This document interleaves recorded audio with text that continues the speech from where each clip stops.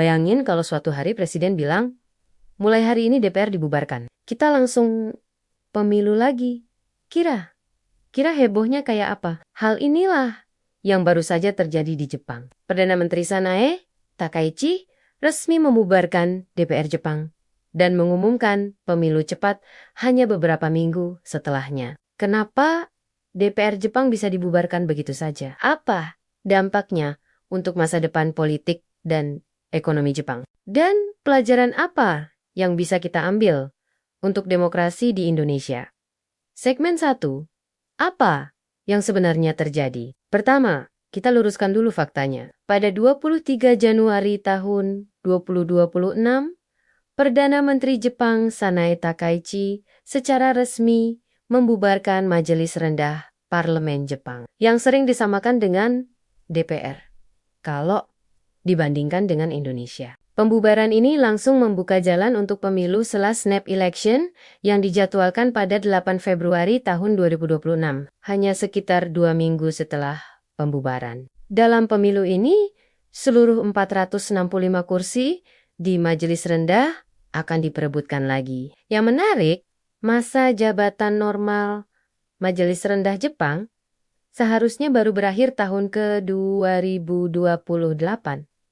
Artinya, Takaichi memutuskan untuk memotong masa jabatan ini jauh sebelum waktunya, demi meminta mandat baru dari rakyat. Ini bukan hal rutin. Laporan media menyebut, ini adalah pertama kalinya dalam hampir 60 tahun DPR Jepang dibubarkan di awal masa sidang reguler seperti ini. Segmen 2, kenapa PM Takaichi membubarkan DPR? Kenapa PM Sanae Takaichi berani melakukan langkah berisiko ini? Ada beberapa faktor utama yang dijelaskan media dan analis politik. Pertama, mencari mandat langsung dari rakyat. Takaichi baru menjabat sebagai Perdana Menteri pada Oktober 2025. Pemerintahannya lahir dari dinamika internal partai dan koalisi, bukan dari pemilu baru. Dia menyatakan ingin mendapat mandat langsung dari publik untuk program kebijakan ekonomi dan keamanan yang dia usung. Kedua, koalisi baru dan peta politik berubah.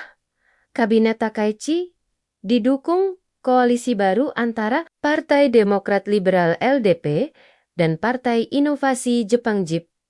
Setelah formasi politik lama berubah, pembubaran DPR ini juga jadi cara untuk menguji dan mengukuhkan koalisi baru tersebut di hadapan pemilih. Sri, mayoritas tipis dan perjudian politik media menggambarkan langkah ini sebagai political gamble atau judi politik. Koalisi pemerintah hanya punya mayoritas tipis di parlemen, sehingga sulit mendorong agenda kebijakan besar. Dengan pemilu cepat, Takaichi berharap bisa mendapatkan mayoritas yang lebih kuat. Meskipun risikonya kalau kalah, dia bisa kehilangan kekuasaan. 4.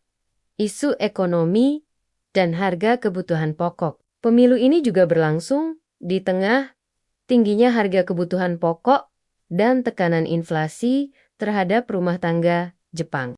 Takaichi menawarkan paket kebijakan fiskal dan wacana pemotongan atau keringanan pajak, sementara oposisi mengangkat isu penghapusan atau penangguhan pajak konsumsi bahan pangan. Jadi, ini bukan pembubaran DPR karena kudeta atau kerusuhan, tapi alat konstitusional yang dipakai Perdana Menteri untuk mengatur ulang peta politik dan mencari mandat baru dari rakyat. Segmen 3, dampak untuk masa depan Jepang. Lalu, apa dampak dari pembubaran DPR dan pemilu cepat ini untuk masa depan Jepang? Kebijakan ekonomi bisa berubah cepat kalau koalisi Takaichi menang besar. Dia akan punya ruang lebih longgar untuk menjalankan paket ekonomi yang agresif. Tapi katanya tetap bertanggung jawab, termasuk program belanja pemerintah dan kebijakan pajak. Tapi kalau kalah atau hanya menang tipis, agenda reformasi bisa tersendat, bahkan bisa memaksa perubahan kepemimpinan. Kedua, posisi Jepang di dunia dan hubungan luar negeri, pembubaran DPR terjadi menjelang rencana kunjungan Takaichi ke Washington untuk bertemu Presiden Donald Trump.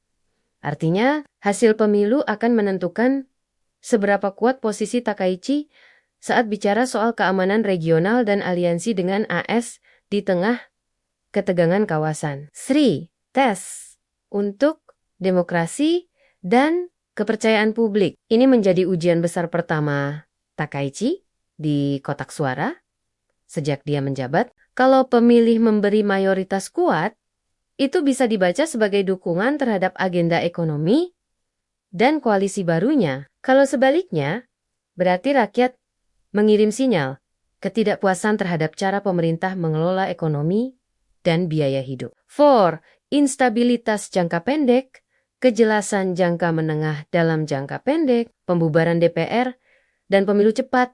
Berarti ketidakpastian politik, pasar, dan investor menunggu siapa yang akan pegang kendali. Tapi dalam jangka menengah, hasil pemilu bisa justru memberi kepastian baru.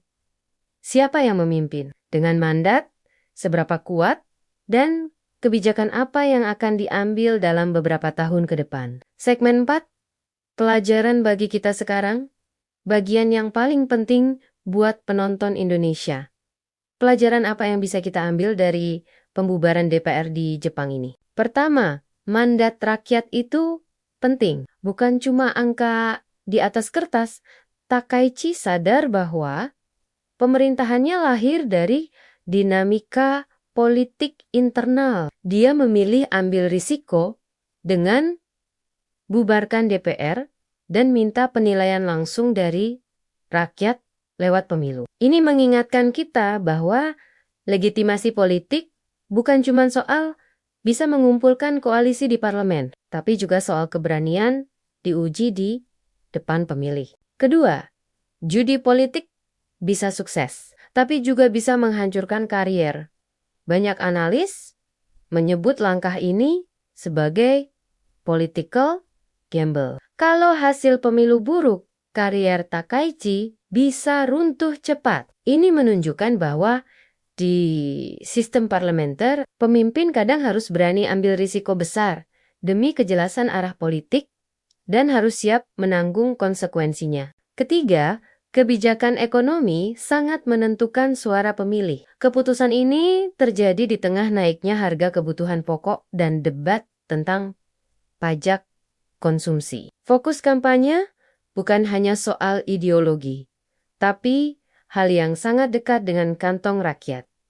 Harga makanan, pajak, dan bantuan pemerintah. Ini pelajaran bahwa politik dan ekonomi rumah tangga rakyat tidak bisa dipisahkan. Keempat, institusi kuat membuat langkah ekstrem tetap dalam jalur konstitusi di beberapa negara. Pembubaran parlemen bisa berarti krisis. Di Jepang, ini adalah mekanisme konstitusional yang punya aturan jelas, jadwal pemilu sudah ditetapkan, dan semua aktor politik bergerak dalam koridor hukum. Ini mengajarkan betapa pentingnya institusi demokrasi yang kuat, supaya langkah dramatis tetap berjalan tertib, bukan jadi chaos. Jadi, yang kita lihat bukan sekadar DPR dibubarkan, tapi bagaimana sebuah demokrasi dewasa mengelola konflik politik dan mencari mandat baru lewat kotak suara. Pembubaran